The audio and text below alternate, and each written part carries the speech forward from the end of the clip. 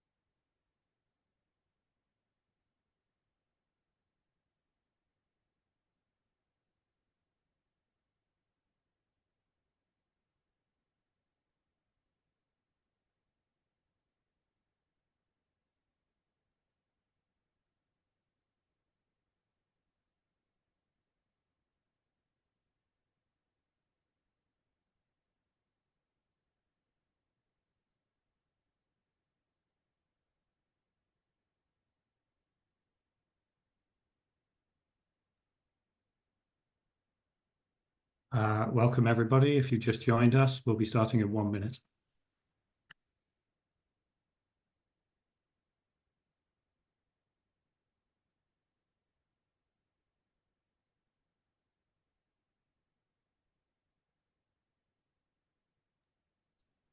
Okay, we seem to have slowed the rate of new arrivals. So welcome to everybody. My name's Will Moy. I'm the Chief Executive of Campbell Collaboration, which exists to support everybody who uses, produces, and funds evidence synthesis to inform important decisions about public life and people's lives. I am delighted to welcome you to this extremely important session. The Global SDG Synthesis Coalition is a big, ambitious effort, learning how to do something that's never been done before, synthesizing all the evidence to support the global goals and ultimately benefit billions of people's lives. Today, we're going to be talking about what the coalition does, the value of evidence synthesis, including evidence maps and systematic reviews for evidence-informed decision-making, what we've learned from the early stages of the coalition synthesis and evidence mapping efforts, and in particular the partnership pillar, and then talk about future approaches to co-production, engagement, and uptake at the country and global levels. There's a lot to cover, and I'm proud to introduce a really excellent panel of people to talk to you about it. I'm your host, Will, but much more importantly, we have firstly Kerry Albright, Principal Advisor and Deputy Director of the UNICEF Evaluation Office, and one of the co-chairs of the Global SDG Synthesis Coalition, someone who's been leading it from the beginning and has a real vision for it. She'll be followed by Shivit Bakrania, who is Senior Evaluation Synthesis Specialist at UNDP's Independent Evaluation Office, and who is leading the Secretariat for the SDG Synthesis Coalition. And then John Lavis, who is coordinating the Global Commission on Evidence to Address Societal Challenges, bringing together people from all over the global evidence support system to understand how we can strengthen it for the benefit of everybody. A really extraordinary panel who have done so much to lead in this field. I'm delighted to hand over firstly to Kerry, And then if you put your questions or comments in the chat as we go along, or at the end, there will be time for comments and questions after Kerry and Shiv and John have spoken. So Kerry, thank you very much. Thanks so much, Will. So it falls to me to explain a little bit about why UNDP's Independent Evaluation Office and UNICEF initiated work on the Global SDG Synthesis Coalition to start with. And if you think about the background, we're already halfway to 2030, the supposed end line of the Sustainable Development Goals. And we're really far off track. And this is even before COVID-19 happened. However, as you can see here, as the Global Sustainable Development Report proclaimed in 2023, it is possible to improve future prospects, particularly through the use of science and evidence to inform decision-making. In parallel to that, there's also been a huge push and a call from the United Nations Secretary General for the various evaluation offices of UN agencies to work much better together and to really try and collectively collate and make sense of the evaluative evidence base. So both within the UN system and, of course, externally, we have a huge evidence base to draw upon. So the lack of evidence isn't really the issue. It's about collating this, making it accessible and synthesizing it to draw out key findings on where transformations can occur and where efforts can be directed. And at its heart, that is really what the Global SDG Synthesis Coalition is about. Next slide, please, Shiv. So just to put it simply, the coalition's mission is along these lines. So we want to try and create a platform for this extensive evaluative evidence base that we have. We want to make sure that it's put into the framework of the SDGs. And we want to provide clear lessons to inform decision-making on how to achieve the SDGs in the remaining years. To just give you a bit of context to really understand the scope of the evidence base we have just within the UN evaluation system alone. So since 2021, on average, we've been producing around 1,000 evaluations a year. And the collective United Nations Evaluation Group database has nearly 25,000 records. And we know that not all UN agency evaluations are uploaded there. And this is before we even start considering non-UN research and evaluation reports that speak to the effectiveness of interventions and approaches to SDG targets and outcomes. So the challenge for the international community is, how do we approach this? How do we use this untapped superpower that we have, particularly around process and performance evaluations? So not just effectiveness and what works, but really how and why things work or don't work. And how do we turn that into tangible actions to accelerate delivery and even combat some of the reversals in the SDGs? Next slide, please, Shiv. So to give you a bit of a background about who we all are. So the coalition is led by the United Nations Development Programs and UNICEF's evaluation offices.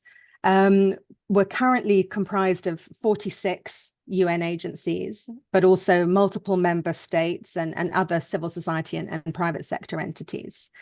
But importantly, we also count evaluation and synthesis networks as partners, including the Campbell Collaboration, and including the work of the Global Commission on Evidence to address societal challenges.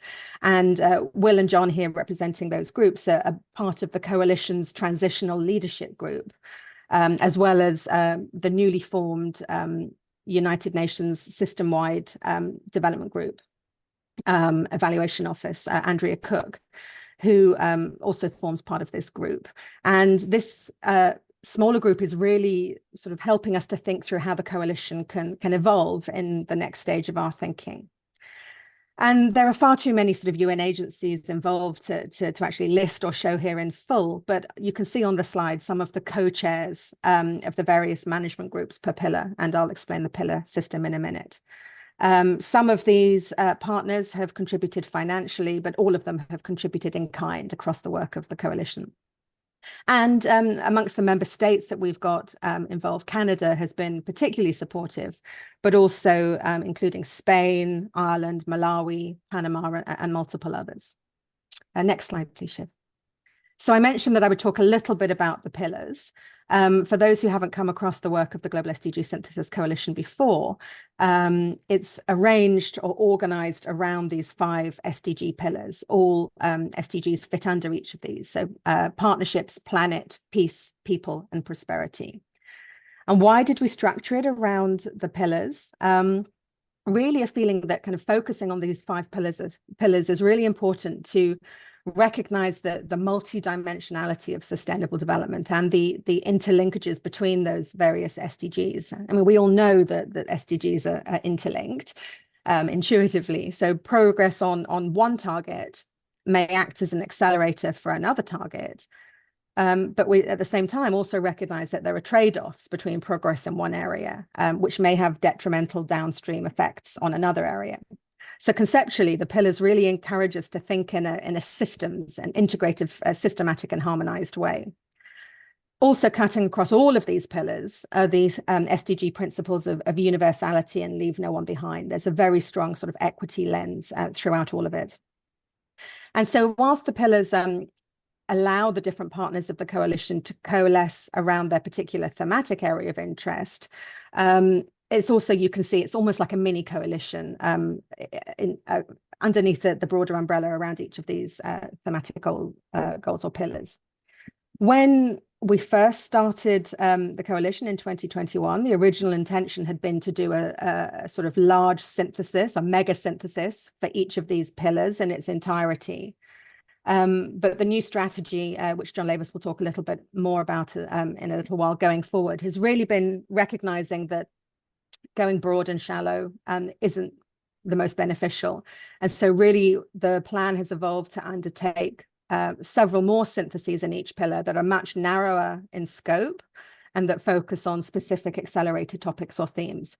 And this was something that we learned really from the very first coalition synthesis, which was about the partnership pillar. Next slide, please. So where are we now and what next? You just heard me say the first partnership pillar synthesis was launched in 2023 at the SDG Summit. The first peace pillar synthesis, this focus on violence prevention and peace building, is underway. And we hope to present at least interim findings at the Summit of the Future in September here in New York this year. And the call for proposals for the first people pillar synthesis, which focuses on social protection, again, with a strong leaving no one behind lens, is out. And we hope to have some findings to be able to present at what was known as the World Social Summit, now been relabeled as the Second World Summit for Social Development. Date to be fixed, but probably the last part of 2025. Another sort of evolution in thinking has really been that we want to keep these syntheses living, not static one-off products, to 2020, 2030 and also beyond, ideally, and to make a sort of common portal which is interactive and really user-friendly, user-focused, looking and exploring at the potential of AI to make evidence accessible in ways that users potentially want it. And as part of this, we see it as a contribution of the coalition to really improving the broader global evidence ecosystem that other partners on this call are also involved in. That's it for me for now. Over to Shiv. Thank you. Thanks, Kerry. So I'm going to talk a little bit about the partnership pillar, which, as Kerry said, was launched at the UN SDG Summit last year in September 2023. What I really want to do is give a sense of the methodological approach, the lessons learned from undertaking the synthesis. And we want to profile the evidence maps that we developed to accompany the synthesis and use that as a basis to maybe talk about how these can be a valuable part of an evidence-informed approach to decision-making on how to accelerate progress towards the SDGs. So I won't be going into the lessons or findings of the synthesis itself. We've presented on those in sort of various forums elsewhere. It's more of a sort of broader discussion on how this all fits into this kind of global architecture of the ecosystem on the SDGs that Kerry just mentioned. So why did we begin with the partnership pillar? Well, the partnership pillar consists of SDG 17, and that's the goal to strengthen the means of implementation and revitalize the global partnership for sustainable development. So the partnership pillar has an enabling role for accelerating all the other SDGs, because much of work on progress in the international development world is based upon partnerships. And is also reflecting priorities at the UN SDG Summit in 2023, which called for a new paradigm to revitalize global partnerships. And just to say a little bit about the thematic scope of the partnership pillar synthesis, there are 5 components within that SDG 17, which relate to trade, finance, technology, capacity building, and systemic issues. So that's what the synthesis covered. And a little bit about the methodological approach. So the way that we approach the partnership synthesis reflects in many ways the approach going forward for syntheses conducted under the aegis of the coalition. And the key message here is that, is on the value of mixed method syntheses that combine different types of evidence to answer different questions. So the way we approached it in the partnership syntheses was to include impact evaluations and systematic reviews. And we included those to answer questions on the impact and effectiveness of interventions on SDG 17 outcomes. The approach to synthesizing them involved narrative synthesis and meta-analysis where it's possible. And this evidence came externally, what we would say externally to the UN, so from external academic and institutional databases. We had a second component in the synthesis, which included performance and process evaluations. So these are the types of evaluations that UN evaluation offices publish and other multilateral partners as well. These are very different to impact evaluations that are published in academic and institutional repositories, and they helped us answer the why and how questions. So why and how interventions are more or less successful, what kinds of intervention design and contextual factors influence effectiveness. This was a qualitative synthesis approach, and as I said, these evaluations came from within the UN system, from other multilateral donors, and from other member state repositories. For the partnership synthesis, we also had 2 additional components. We looked at voluntary national reviews. So these are kind of the reviews that member states use to report on their own progress towards SDGs. And we undertook a sort of a thematic analysis of themes in these reviews, and we looked at sentiment to get a sense of what was being covered in terms of SDG 17 in these VNRs. And the other thing that was looked at was SDG tracker data. So this is the sort of statistical data that indicates progress towards SDGs, and that was done to determine some outliers. So going forward, we very much see value in this mixed methods approach, probably more emphasizing the first 2 components than the last 2. And that's what you should expect to see in all future syntheses, including the peace and the people pillar that Kerry mentioned. So we had some learning out of this initial synthesis, and we had some challenges and opportunities. And I want to just speak a little bit about this because we think this learning is important for the work of the coalition and other partners going forward. The first issue is around this methodological versus political considerations. So we undertook this synthesis as a multi-agency exercise. Many different UN agencies were involved in the management group of this synthesis, and that has pros and cons. One of the issues was around sort of ensuring rigor, so ensuring that we meet global standards of best practice on conducting evidence synthesis. But also we had to consider representation as well. So we found that partner agencies in the exercise were really concerned with issues of representation of the evidence in the synthesis, and that's something we really need to think about and foreground going forward.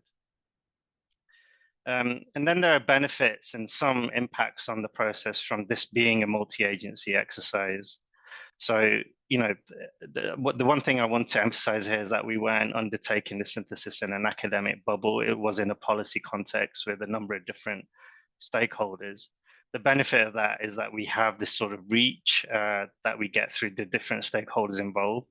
But it also meant we had to spend considerable time building consensus on things like the thematic scope and approach. The other challenges around this issue, where Kerry mentioned that when we started the coalition, the emphasis was on undertaking these kind of magnum opus syntheses on each pillar to encompass the whole pillar.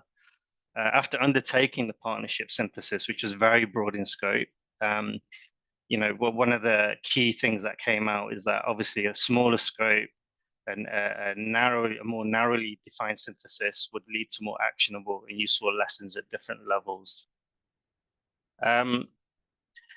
There's another challenge in terms of how the coalition responds to regional and local needs. So up until now, it's fair to say that the approach has been fairly top-down. And there's real sort of thinking that needs to be done about how the coalition can be more relevant to these sort of local evidence needs and priorities. And John will come back to this later on. And finally, more thought is needed on audience uptake and use. And again, John will come back to that a little bit later. So what are the opportunities? So I spoke in the previous slide about, the emphasis on mixed method syntheses, and we really feel that UN evaluations can add real value as part of mixed method syntheses. They're distinct in the synthesis space, and they're really useful for answering questions on things like implementation and design barriers and facilitators that determine effectiveness that possibly impact evaluations cannot. So we're introducing hopefully another dimension by including UN evaluations. We're undertaking all of these syntheses as multi-agency exercises, joint syntheses. So I spoke a little bit about that previously. But the benefit of doing these as a multi-agency approach comes from the knowledge that the different agencies bring, the expertise that we can draw on, as well as the engagement and uptake opportunities that we get through channeling through these different agencies. Obviously, different UN evaluation offices have a mandate, and there's a real benefit to UN evaluation offices becoming more intimately involved in global efforts to facilitate evidence-informed decision-making on the SDGs. We have this mandate throughout the UN system at different levels, and therefore, in principle, opening up these channels of influence. And we're increasingly collaborating with the external evidence synthesis world. So you see that John and Will are both here. They're at the top of the coalition. And, I think, UN evaluation offices as part of this coalition have much to offer this global effort to make evidence available on the SDGs. Okay, I'm moving on a little bit and changing tact. I wanted to talk about evidence maps and their utility and value.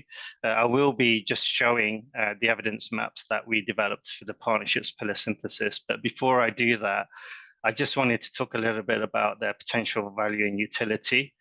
Many of you online will probably know about evidence maps. It's not something new in the evidence or the synthesis space. But what I would say is that they're fairly novel within the UN system. There's a lot of movement at the moment on creating evidence maps. Lots of different agencies are working on this. So, for example, just to give a few examples, the System-Wide Evaluation Office is involved in a fairly complex exercise to map UN evaluations against the SDGs. There are efforts by individual evaluation offices to use these evidence maps to help identify evaluation and research priorities. And we expect to see a lot of movement this year on the production and use of evidence maps, both prior to evaluations and as part of synthesis as well. So what we're trying to do as a coalition is really trying to socialize the use of evidence maps in the UN system as a tool for various aspects. So, I mean, I've listed some of the benefits or the things that evidence maps bring here in terms of transparency. You know, they provide a clear overview of the available evidence. We think they're useful tools for decision making because they provide a visual representation of the existing evidence base. They identify the areas that have been well evaluated and the gaps that require further investigation. They're a tool for increasing accessibility. They're a tool for encouraging evidence-informed practice through providing a clear overview of the available evidence. And they can be used from global to local contexts as well. So although perhaps the partnership pillar evidence map that I'm going to show you is perhaps a bit top-down, there are examples throughout the evidence and synthesis world on how evidence maps have been developed using co-production methods with policymakers and decision makers at different levels from local to national. So there's a lot of potential there for these maps. Okay, I'm going to try something risky here and swap my screen and try and bring up the evidence map. So if you just bear with me a couple of seconds, I'll bring that up.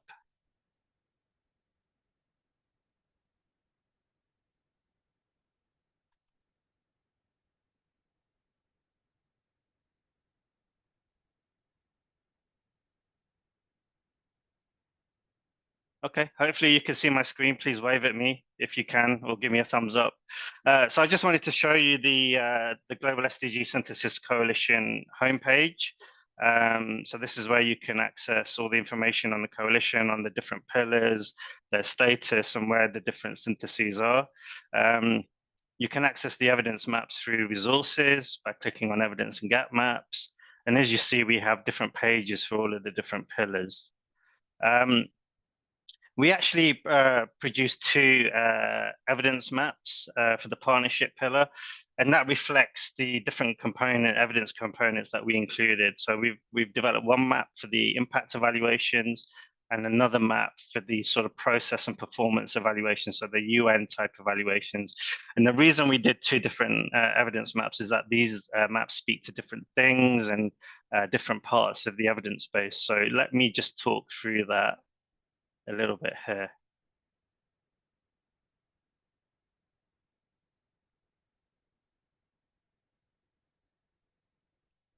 So hopefully you see the impact evaluation evidence gap map on your screen here. So we've titled this "What Works to Accelerate Progress on the Partnership Pillar of the Sustainable Development Goals." You can see it includes 183 impact evaluations. And this is structured according to how you might have seen evidence gap maps, many evidence gap maps structured before. So along the vertical axis here, we have the different intervention categories that were studied in the synthesis. So you got finance, technology, trade along the vertical axis there. And then along the horizontal axis, we've got the outcomes of interest in the synthesis. So what each cell is showing you essentially is the amount of evidence that exists on this particular intervention and outcome combination. So if I click on this bubble in the finance and green patent cell, you can see we have 11 records there. If I click on that bubble, it brings up a list of those impact evaluations. You can look through the list, you can see the abstracts. You have a URL to the impact evaluation itself. The other thing that we have here is filters, so we can filter by different attributes of interest. So we can filter by region. So, you know, for example, if you're interested in just the evidence from Latin America and the Caribbean, you could click on this filter and update the map and just show that evidence that's relevant to the region. We also included leave no one behind or equity considerations in here, so you can sort of filter the evidence by different groups, by gender and sex, disaggregation, things like that. One of the interesting findings, just to say, from the partnership synthesis is that there isn't much disaggregation in the evidence base, and it's certainly something that we need to look at going forward in terms of impact evaluations and UN evaluations. So that's the What Works EGM. The second EGM, as I said, includes the UN type evaluations, and we're calling this How Partnerships Work, to help progress on the partnership pillar of the SDGs. So this is structured in a slightly different way. On the vertical axis, we have the different types of partnership modalities that were of interest in the synthesis. You can see here that we're looking at multi-stakeholder, north to south, public-private, south to south, and triangular trilateral partnerships. And across the horizontal axis at the top, we have the different types of intervention focus. So what the cells are showing you here is the number of evaluations exist that look at a particular intervention delivered through a particular partnership modality. You can see here, for example, there's quite a few records in the north to south and capacity building for finance combination. And again, it has the same functions as I showed previously on the impact evaluation EGM. So that's just a quick rundown to show you how these EGMs are structured, how you can sort of interpret them. You can see where there is evidence, you can see where there are gaps, and you know that there can be very, very useful tools in terms of decision making for accelerating progress on the SDGs. Okay, so I'm going to stop sharing my screen at this point and bring the presentation back up and hand over to John. Great, thanks very much, Shiv. So I'm going to start by putting the local into gLOCAL by talking about the use case for how all this fits into local efforts to support decision makers. So when I think of the ways that we can have the biggest impacts locally, it's often responding when policy windows open. So you can push for years and years and years to try to open these windows, but many of them are opening at different times, and the key is to be able to bring the right evidence to bear at the right time in the right way and get it to the right people. And that means that those who are involved in policy processes or decision-making processes more generally are in the very difficult position of having to match diverse forms of evidence and other types of information to their context and the particular issue that has been framed when that policy window is open. And they often turn to technical staff, and we're part of a number of networks of people who provide ultra-rapid evidence support as the members of the extended technical staff supporting these policymakers to do that matchmaking process and to summarize what we've learned from existing evidence that we call ultra-rapid evidence support. Other times, we're given more than a few days, sometimes into several weeks, if we're really lucky, few months, where we can think about creating flows of new evidence. So undertaking new data analytics, new behavioral and implementation research, and so on. I'm going to come back to both of these points because they're so essential for these impacts at the local level. But I want to just emphasize that evidence synthesis, especially the types of living evidence synthesis that the SDG Synthesis Coalition is very keen to support in future, especially when they make available downloadable data sets, are a game changer for that type of ultra-rapid evidence support. What I mean by a downloadable data set is if somebody has already extracted all the information on the studies addressing a question, already conducted risk of bias assessments or other assessments of those studies, then when I get a question from my local environment about what do we know on this particular issue, I can download those data, zero in on the interventions most relevant to my context and most on the radar of the policymakers who we're serving. So this is a real game changer. It was the case recently that we had a question about climate adaptation strategies because Jan Minks makes available a machine learning supported living evidence syntheses, shares all of the data. We could download it, provide a highly contextualized evidence synthesis very rapidly. So hugely exciting. If we go on to the next slide, I'm going to pick up on that point about mix and matching different forms of evidence to the question. My screen just went black. Is that the case? Maybe Shiv's about to share again. And you'll see when the slide comes up, I have 3 buckets of types of information. I have forms of evidence from the local environment. That may be province, state, country.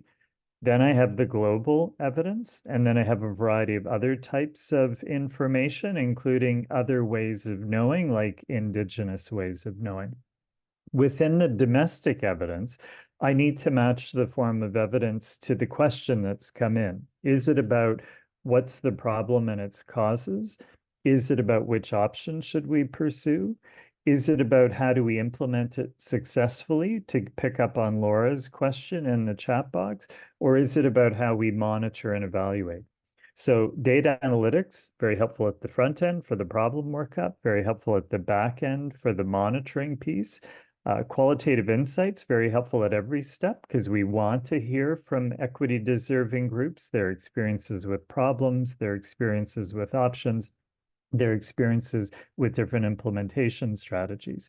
I think of evaluation primarily helpful at that option or program design stage. But again, to Laura's question, good process evaluations and performance evaluations will also often give us insights about implementation. So that's the local forms of evidence, and I'd love to hear from you how you think about matching different forms of local evidence to different questions that can emerge about policies and programs. Then we have the global evidence. What's been learned from around the world? How does it vary by groups and contexts? And I gave you the example of us drawing on Jan Minks's global public good, but turning it into a highly contextualized set of insights that were relevant to our context. Then finally, now you should see on the far right side other types of information. So you'll see jurisdictional scans. Very often policymakers want to know what are other countries like ours doing. They may want a horizon scan to know what may be happening in future. They may want key informant interviews to pick up on people's lived and living experience. They may want deliberative processes that put the evidence alongside all the other political and other factors that will drive decision-making, but perhaps also alongside indigenous ways of knowing and other ways of knowing. So critically important to map the evidence to the different policy contexts and issues. And again, global evidence can powerfully complement that local evidence from a given city, province, or state and country. If we now move to the next slide, I just want to pick up on those 2 models that I talked about before, the ultra-rapid evidence support and the general contractor.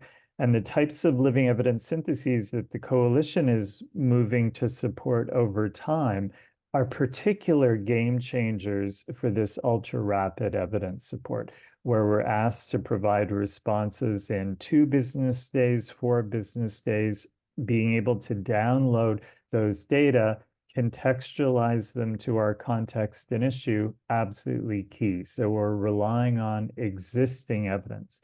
We may also do what some people call a jurisdictional scan to summarize what other similar jurisdictions are doing.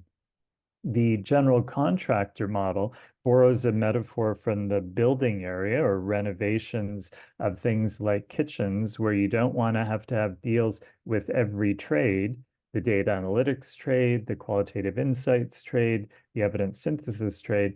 Instead, you have somebody who manages those interactions for you. And you may say, we have 3 questions.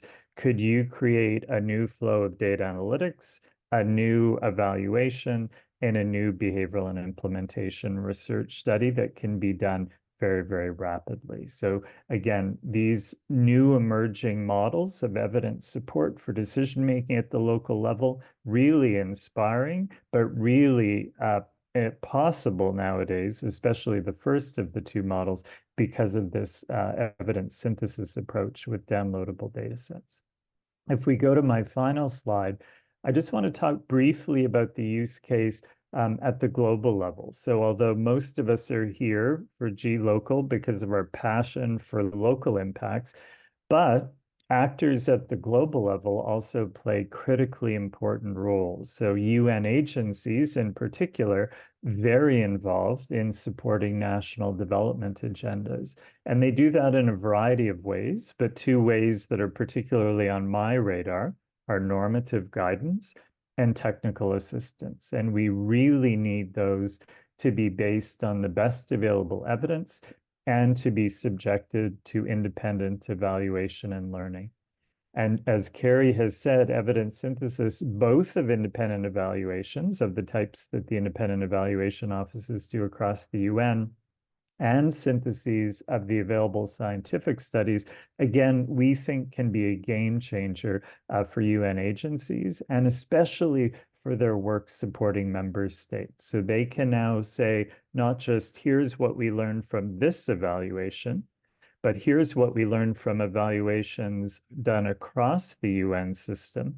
And here now we can put that alongside what we've learned from scientific studies that may have focused more on impacts and other questions that complement the process and performance evaluation focus that they tend to be particularly zeroing in on. So again, the coalition to us, we think can be transformative at the local level. It can do that through this support directly at the local level, but also by better empowering UN agencies and others working globally in support of national development agendas.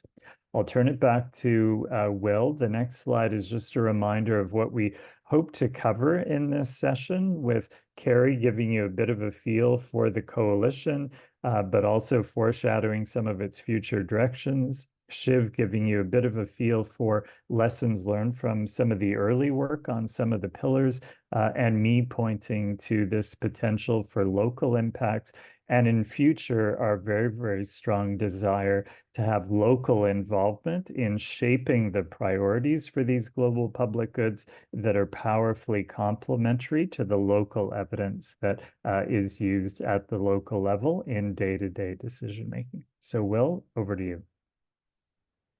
Thank you very much, John and Kerry and Shiv. I hope you can all see why I found it so inspiring to start working with members of the SDG Synthesis Coalition and supporting this amazing community to do such important work. As Shiv has said in the chat, thank you for bearing with us while someone's screen crashed. We already have some questions in the chat. I really encourage you to put your comments and questions there, and we will ask the panel to respond to them.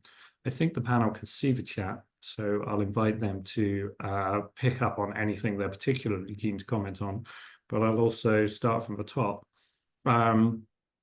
Laura has a question about the methodology and performance and process evaluations, about how you identify champion stakeholders to contribute to make interventions more successful, reflecting that leadership, personality, and relationship building abilities make the difference. KM Saif Uraman talks about EGMs being very helpful in identifying gaps and showcasing the progress, but what other methods or processes are you considering while assessing the effectiveness and in taking it to decisions, such as evidence to decision processes, grade, etc.? And Claudia Villanueva says, what is the role of member states in the synthesis reports? So that's 3 chunky questions to get us started. Would any of the panel like to respond to those? I think the panel can all come on screen. There we go. I'm happy to kick us off. I'm sure, I mean, these are great questions. I'm sure people have some very strong views. So, I mean, maybe starting with Laura, or Laura maybe, it might be Italian.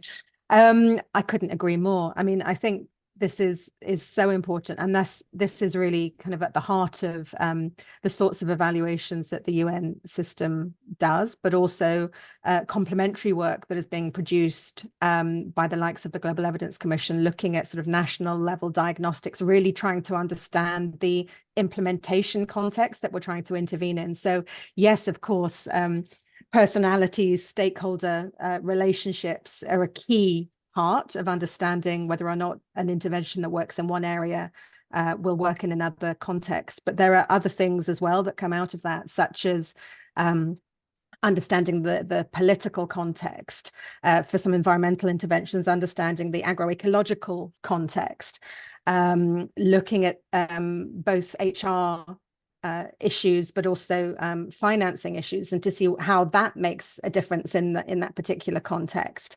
Looking at things such as sequencing. So does the order of the different components of an intervention make a difference? So it's all of these digging down into the personalities, the relationships, the actual ingredients, I guess, the common elements in some sort of health language that that really matter, and which ones are so important for scaling up or translating an intervention that's successful into another context. So that's at the heart of a lot of UN evaluations, and why we think it's really important to complement the effectiveness, what works type of evaluations that happen more globally.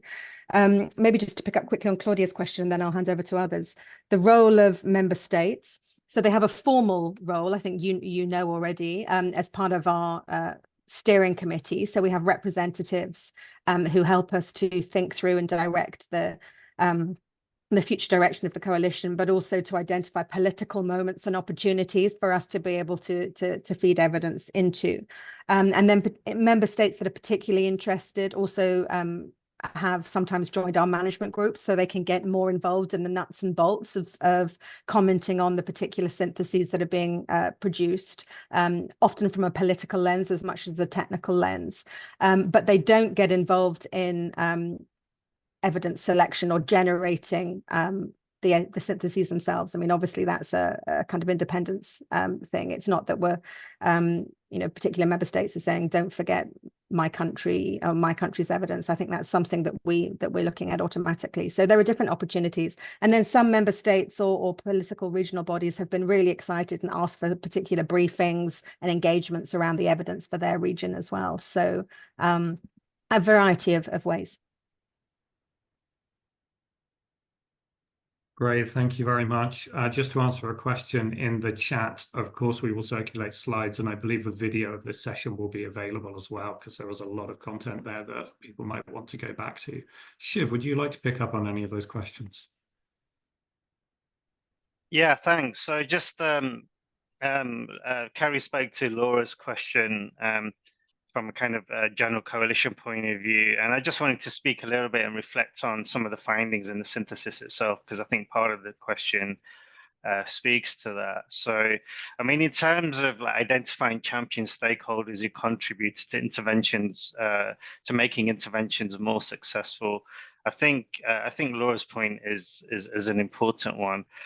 Just two issues here. One is, I think, speaks to UN type evaluations. I think UN type evaluations can actually include evidence on some of these kind of specific things, on sort of implementation, design, and decision type issues that can contribute to making interventions effective. So it just kind of speaks to the point that we need to make better use of these UN evaluations and draw that kind of evidence out. To the extent that it was reflected in the partnerships pillar synthesis kind of final findings and lessons, perhaps it didn't go down to the level of identifying specific stakeholders, say across the UN system or amongst member states who could contribute to that. There were findings around the nature of partnerships at a kind of broader level, sort of emphasizing principles of horizontal and fair and equitable cooperation, so emphasizing the principles and the value of South-to-South cooperation. So some of the findings do speak at some level to what you're asking. But I think my general point is that we really need to find a way of kind of extracting that detail out from UN evaluations and reflecting that, these sort of broad and high level syntheses, and that remains a work in progress. I also just wanted to talk to KM Saifur Rahman's, I hope I pronounced your name correctly, question. I think it's a really good question. So you asked, while EGMs are helpful in identifying gaps and showcasing progress, what other methods are we considering in assessing effectiveness and sort of assessing bodies of evidence and how useful they are for decision making? So for me, this question is about how we assess bodies of evidence at the outcome level, and it's something we thought about when we began the partnership synthesis. It's not something we really resolved.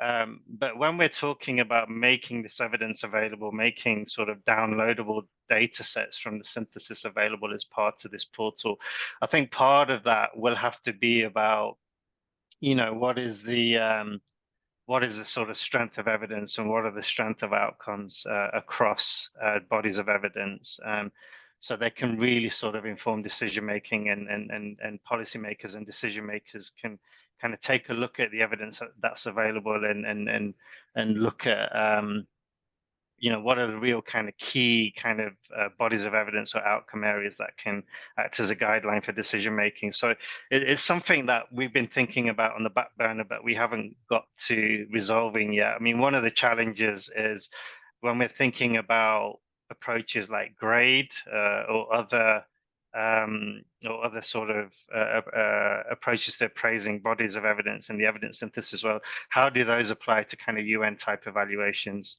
So that's something we're thinking through across the UN system, and remains a work in progress. So I'll leave it there for now and hand back to you, Will. Thanks. Thank you. John, did you want to respond to any of those questions? I'll just pick up, Will, super briefly on that same point that Shiv was talking about, that because there was also a mention of evidence to decision frameworks. So I guess my hope would be that we would get to the stage of, in addition to the evidence maps, having those assessments of bodies of evidence on highly focused questions and grade evidence profiles that would include a risk of bias assessment would be a helpful contribution there. When you get to evidence to decision frameworks, I guess our experience in supporting local decision making is you have to use frameworks that make sense for the decision maker when you're trying to pull together the evidence. And so the evidence to decision framework, for me, works well with clinical decision makers, doctors, nurses, others. When I get up to the level of public policymakers, they have very different approaches, and the way that I described that policy cycle is much more likely to resonate with them. I can do a one-to-one match between an evidence to decision framework and what I tend to use with policymakers, but I really do think that when we're trying to support decision making, we have to get into the heads of those decision makers and try and inject the evidence within the ways that they are currently approaching policymaking processes. We're not going to reinvent those processes. We need to fit within them. So that would just be my 2 cents on evidence to decision frameworks. Back to you, Will. Thank you very much. I'm just want to emphasize a point that I think came out in Shiv's answer, that this group is trying to do something genuinely novel and genuinely hard to do synthesis at this scale. And I think there's a lot of room for methods innovation in how we do that. That's one of the things I really want to see the Campbell Collaboration supporting, and more actually research funding to support the methods innovation that is necessary to turn evidence into synthesis, into decision-ready information in this area. It's really nice to see the congratulations to this amazing coalition in the chat. So thank you for those. I'm going to take 3 more questions that are here.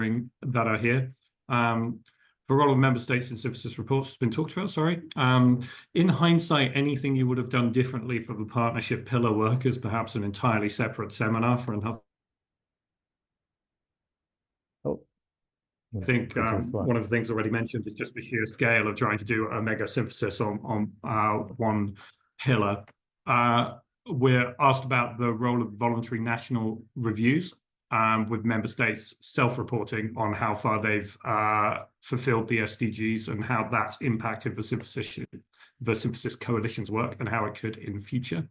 And what are the next steps towards growing the use of these studies? What users are being targeted? Have we had feedback?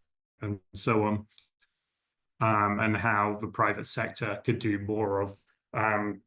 As somebody whose background is in evidence use, let me start by saying that the private sector getting more involved in this work is, I think, absolutely vital for the billions of people that it could serve. And I think anyone in the coalition would be very keen to pursue that conversation. Part of what this seminar is about is the feedback from users and the need to frame questions that are answerable in ways that are useful to users. So in that respect, I think we can combine slightly those questions of what have we learned from the first pillar and how we're engaging more with users. Who would like to take the bait?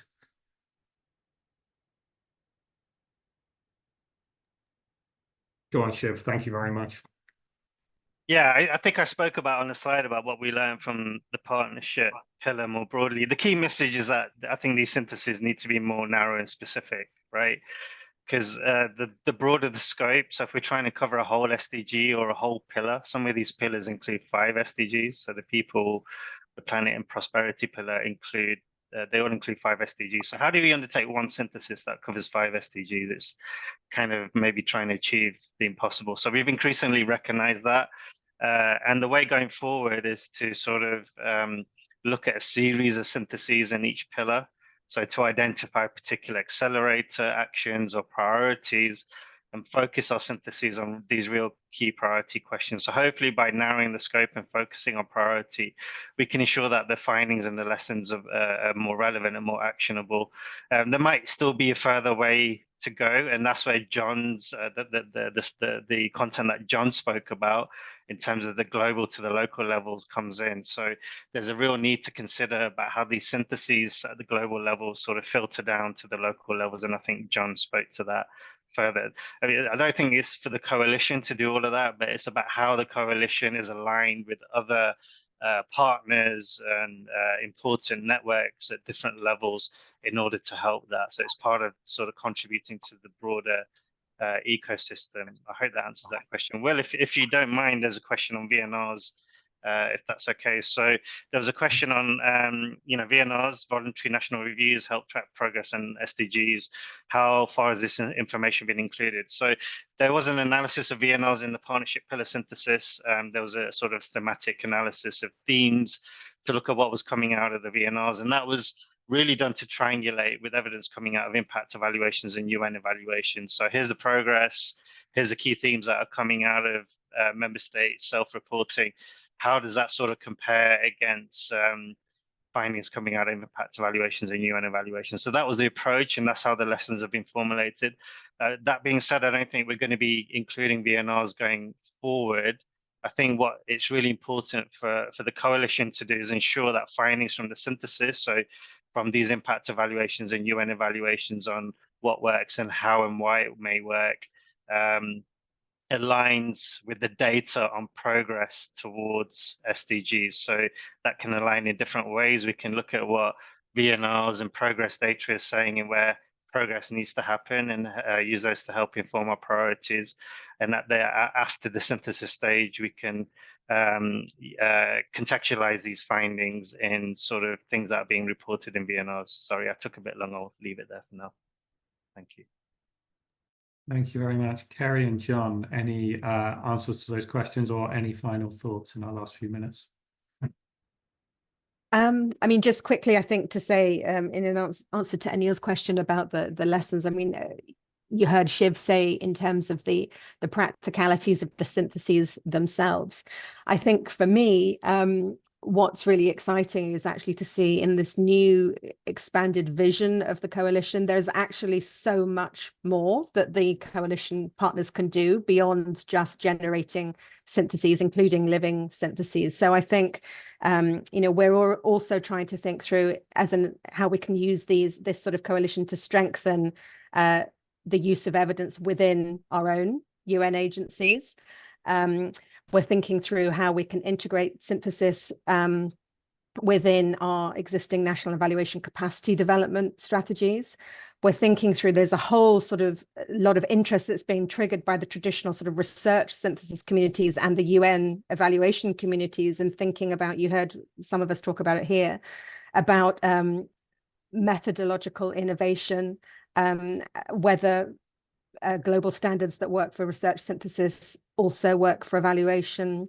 What does it mean in terms of using standard tools that are involved in evidence syntheses for evaluations, when actually our reports tend to be 200 pages long in PDF, so AI doesn't quite work so well. So there's a real chance with all of these sort of surrounding factors, I think, to actually think much bigger than producing syntheses or even living syntheses. It really is trying to think about with our collective partners, what's wrong in terms of evidence-informed decision-making in the world? Why is it not working at global, at regional, at domestic levels? And what is the small role that we can play alongside other partners to really dream of something that is truly transformational?